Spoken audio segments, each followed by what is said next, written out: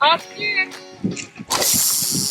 You gotta know where your hook is at all times. We're really getting to experience something what we never did before. How many guys is this the first time you've been fishing? I think it's exciting. It's something that they can do outside of school with their family and just teaching them some skills and just another way to have fun while learning. As I would like people to come here and experience what we experienced today.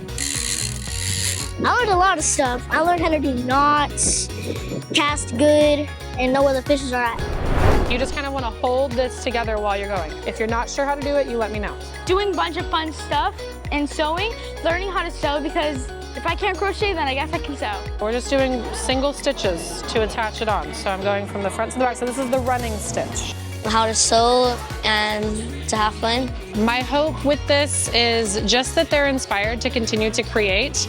If sewing is something that they want to continue in their future, I'm so happy that I got to help them get started with it.